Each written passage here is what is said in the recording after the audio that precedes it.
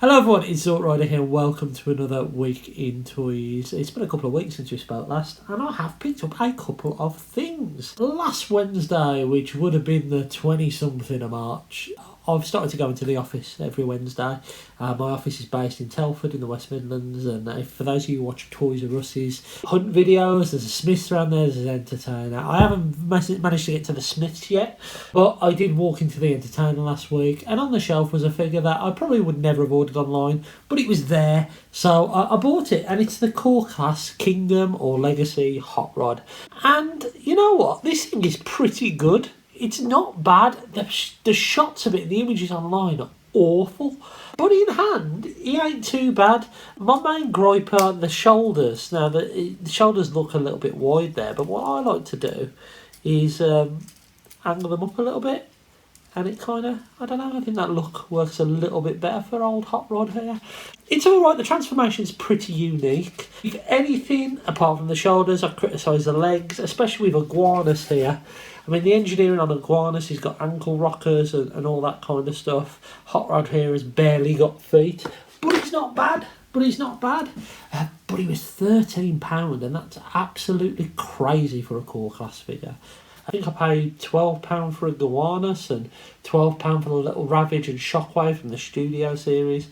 But Hot Rod here at £13, the prices are going crazy, but it's like that and everything, not just toys. But he's alright, he's one of these figures where it's nice to pick up in person. I would never have ordered it online. If I never saw it in person, I probably wouldn't have bought it. But I'm happy I did. He's been my little desk spot for last week, and I've enjoyed playing about with him. Now, believe it or not, I actually have a parcel here, and this has come from Star Action Figures. Now, this figure is a figure from a line that I haven't bought anything from this year in 2022. And the reason for that is I think this line, the prices have shot up, and the amount of releases they're having is just mental. So I've streamed back what I'm collecting. It's a Star Wars Black Series figure, and in the past I collected original trilogy, plus anything Mandalorian, or Book of Boba Fett related before Boba Fett come out, but you get me. This fits in the Mandalorian and Boba Fett category, the only category that I'm now collecting for Star Wars, because I think I've virtually got every character that I really need from the original trilogy. But I saw this one online, and this was a must. It is Fennec Shand. Fennec Shand. Yes, it is Fennec Shand. She looks pretty good.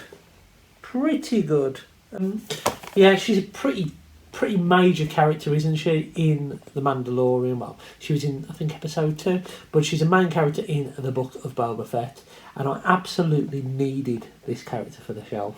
As I say, I've picked up no Black Series figures this year. I've actually got another 2 on order.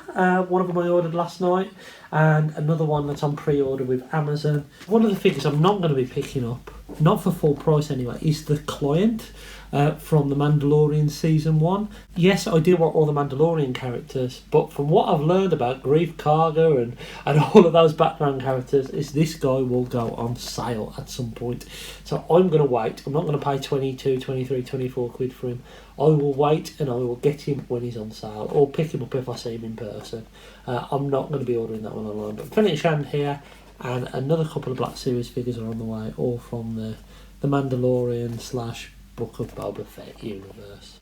Today's Wednesday the 30th of March, and I've had another day in the office, getting pretty regular now, once a week, and it's damaging my bank account because I walked past the Entertainer and I bought something again. I bought Core Class Rodimus last week, and I pulled the trigger on something that's been heavily discounted everywhere, but I decided to pick it up. It is Expanse, so this is the X-Men version, well, X-Men crossover with Transformers. This was just been dropped on the floor. This was £70 odd, £80 odd when it first came out, and it was the cheapest I've seen is 25 quid, and I passed on it then, but I kind of regretted it. And this was 29 quid now, so I decided to pick it up. It's about Voyager price now. I think it's a retool of the Studio Series Jetfire figure, which I've never messed about with. I know there's some issues with stuff popping off and everything, but you thought, you know what, I thought I'll pull the trigger on it, pick it up. It's a bit of fun. That Wolverine isn't painted very well, which is a shame. The little Wolverine there, but yeah. Later on the week I'll open this up and I'll show you what it's like. So I filmed this on Friday the 1st of April, and I had a figure, Meigs Mayfield from Star Action Figures. Unfortunately the sound was so bad on the video I filmed, then I'm going to have to do this voiceover now, but there you go. He's a pretty alright looking figure. One thing that I will say is you can't see the face in the box, which is a little bit strange, especially with some of the history I've had with Marvel Legends and Black Series figures with having their eyes printed in the wrong place. But yeah, Meigs is a Mandalorian character. I needed him for the shelf. Mandalorian is really, and Book of Boba Fett is the only line that I'm looking into collecting at the moment. And yeah, let's open him up and see what he's like. This is why I was a little bit worried about the head. I don't know if it's a sculpt or the photo real or whatever it is, but this isn't as good as other Black Series figures that I've seen. It's alright, his likeness kind of looks like him when it's in focus, but yeah, it's not the best. Little bit disappointed with him. Also, when putting his gun in his hand, his finger has caused stress marks. It doesn't quite hold right in the hand. Yeah, a little bit disappointing. So today's Saturday the 2nd of April. I popped up to Burton-on-Trent today, did have a look in the Toy Master there. But every time I go in there, the more and more disappointed with the prices. I mean, crazy, £35 for Blaster. They did have, is it Lift Ticket, the Diaclone hoist thing, which I'm not bothering with. Not unless I see it very, very cheap anyway. But yeah, not a lot of stuff in there. Game, on the other hand, did have a 20% sale off and had some pretty cool stuff, but again, nothing. But you can get Skylinks for about £32 now from in there. So if you haven't got a Skylinks, check out Game. I think you need a reward card to get the 20% off, but you can easily get one of those if you haven't already got one. But yeah, didn't pick up anything, but never mind. It's not the end of the world, is it, when you don't pick up a toy? So I'll give you another quick look at Meigs Mayfield here. He has grown on me since I opened him up the other day. The eyes are slightly off, but you know what he'll do on the shelf. He's a pretty decent figure.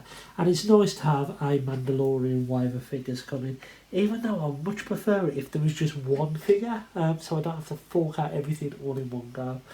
I did open up this bad boy as well, and I absolutely love this thing. I think it's great. It's got its flaws, don't get me wrong, but it is a wonderful, it's a wonderful fun thing. These were as loose as anything, and they still are a bit loose, but at least they're kind of hold up now, whereas they were just flopping down. All I did is there's some little tabs here, and I'm going to put another coat on it. Little tabs here, I put a little bit of clear nail polish on it, and that's helped hold them up, as well as on the little dimples inside when you take these off.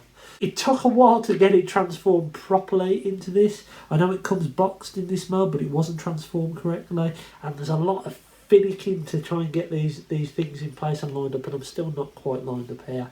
But it is a cool thing. It does come with some cool blast effects as well, which are underneath. And it does have as well a little Sabretooth and a Wolverine that my mate Luke rightly pointed out looks like a Simpsons version of him.